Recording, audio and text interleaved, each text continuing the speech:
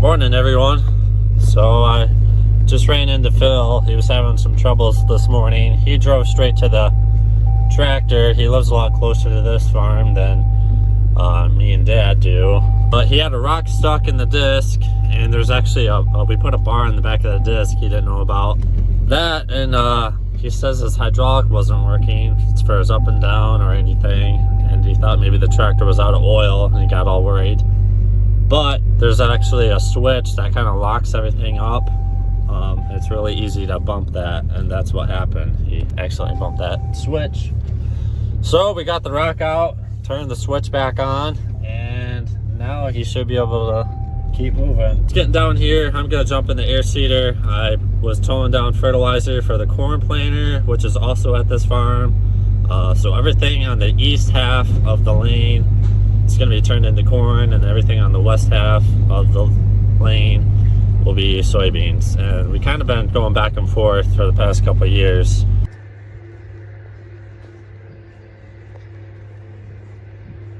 I left the air seeder out back, and I parked the truck up front for Dad to load when he gets here. So I got to walk through the woods a little bit to get back to the machine, but you can hear Phil working now. I got all my junk with me, lunchbox and GoPro and drone.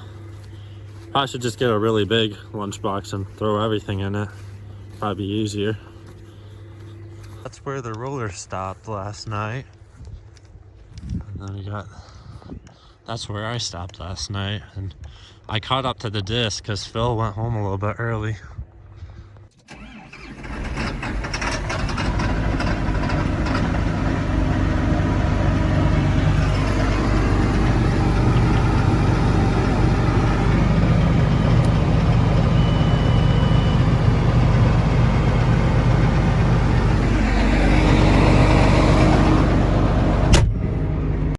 While the tractor and all the computers warm up, I'm gonna dump what fuel I have on the truck here.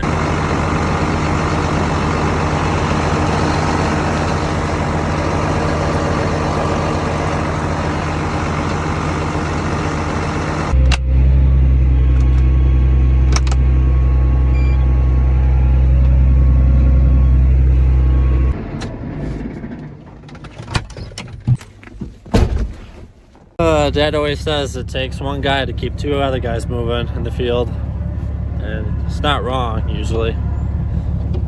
Every once in a while all three of us will be in tractors working, but usually somebody's running an errand with the pickup.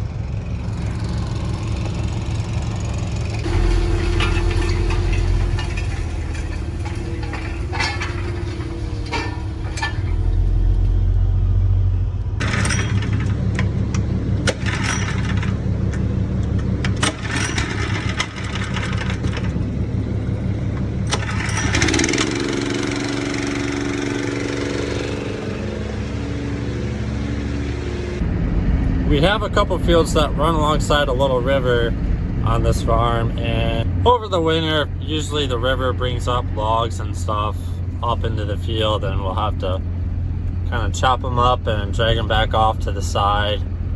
So I see Phil's down in the one valley here. Looks like he's working on a tree. So before I just jump in the air seeder, I'll give him a hand so that way we both can get back in our machines and keep moving. Usually goes by a little bit quicker with two people picking up this stuff.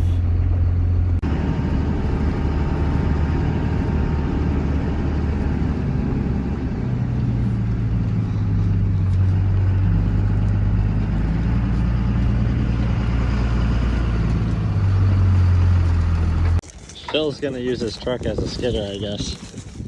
Drag it off to the side.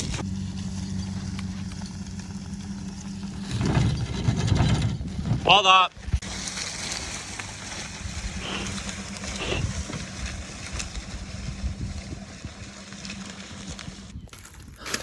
because we're by the little river, I don't know why, but we got mosquitoes out here at this farm always.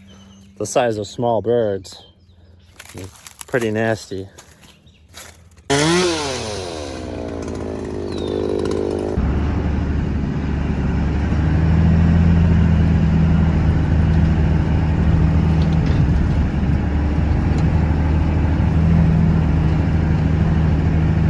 Got one more small field that goes along the river, and that one's usually worse for when it comes to driftwood. It's always blowing stuff in the field. So me and Phil will just go do that, and then we both can go to our machines once the fields are all clean.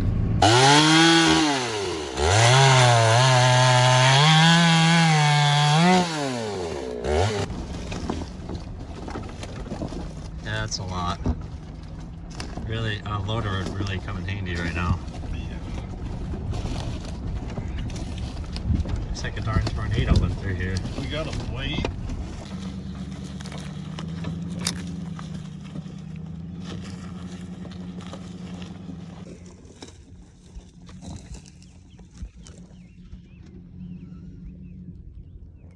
People know that sea turtles are endangered species. Here I thought I was going to jump in the air seeder and start planting beans this morning. I'm not too worried about some of this little stuff. The rest of this stuff's so small and brittle, the disc should just be able to mulch it up. There's another bottle. Grabbed like over half a dozen bottles just in this little small spot. Me and Phil just got done picking up all the logs down in the valley there next to the river. And while we were doing that, Dad was out spraying, and he just called me while I was dropping Phil off back to the disc and Challenger that he's out of water. So I'm going to go jump in the other pickup with the water wagon and go get another load of water. And I'm yet to plant any beans yet today, but that's just the way it goes. It's still a job that needs to be done, and we're still moving, but Dad could stop the sprayer and go get water himself. No big deal, but this is like the only nice day for spraying where there's no wind or anything, and you're not going to have any drift. And I think tomorrow it's going to be a bit windier. So yeah, the sprayer needs to keep moving. That's what's important right now. So I'm going to go get him some water. I did make the poor decision of putting my lunchbox and water and everything inside the 8410 first thing this morning, thinking I was going to be sitting in there. But it's around lunchtime now, but I'll just hopefully can grab it once I drop this back off here. So we're about 30 miles away from home, so we're definitely not going to go get some water from the home farm. I'm actually going to a family friend's, and he's got a water tank sitting there filled up already, ready to go. So we've been stealing water from his place. Eventually we would like to get a water tank set up at the bin site, but for now we'll just go a couple miles down the road and steal some water from him.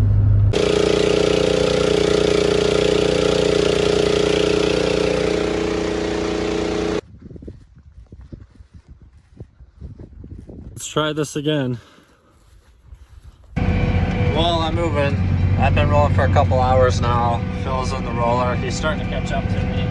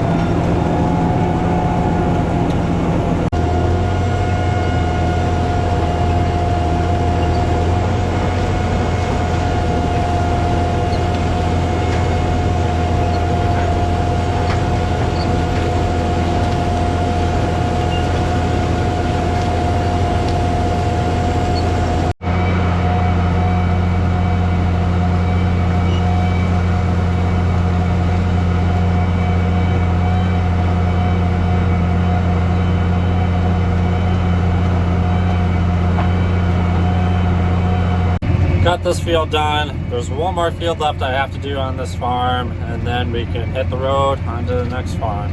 But the last field, Phil's in right now, disking up. That was the one that was really bad with all the washed up logs and sticks and everything.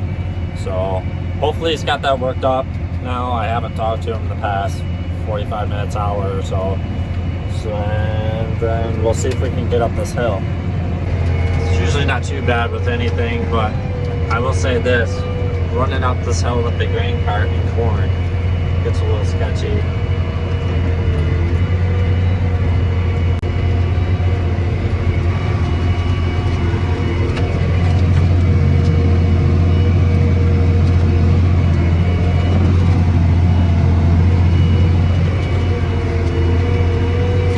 Looks like the Challenger's parked and everything's worked. Let's see if we can get this farm done yet tonight. This looks a lot better.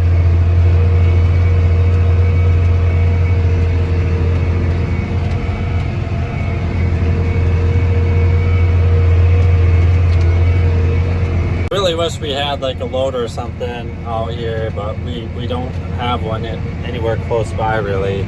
Obviously where we dump the logs, there's a good chance that when the river overflows again, some of those are going to end up back in the field because we're just in a hurry. Throw them off the edge, let's get this stuff planted.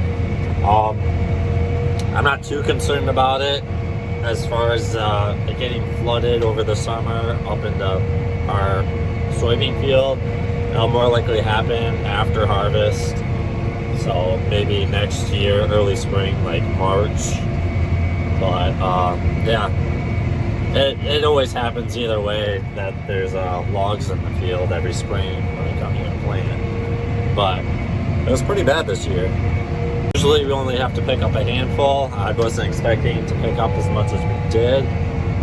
That's why we didn't bother to even think of bringing the loader here, because usually it's only a handful, not 20 pickup loads.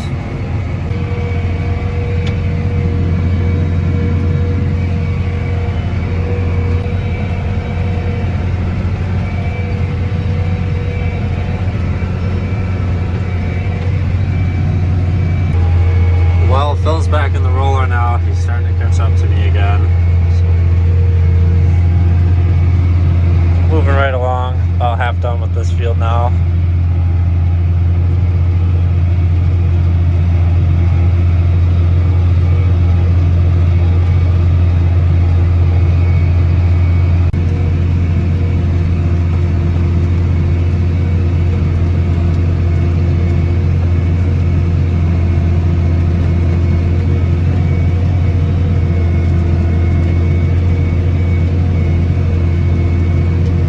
That's gonna do it for this farm. Another field done, another farm done. We've actually been doing pretty good as far as keeping moving. I mean, obviously, you know, besides some minor issues, little breakdowns here and there, and like we had to stop and pick up logs for over an hour, little things like that. We've been moving right along since we started, really. We started last Wednesday. It's Monday now, so we've been moving for the past 6 days pretty steady, and yeah, hopefully we can keep it that way and it'll be a quick planting season. But that's gonna do it for this video. I think I'm gonna fold up and see where we need to go next. We are running out of tiled ground farms. The rest are non-tiled, so those usually take a little bit longer to dry out, but like I said, the weather's been really nice the past week, so hopefully, you know, I can start doing some of those non-tiled farms pretty quick here.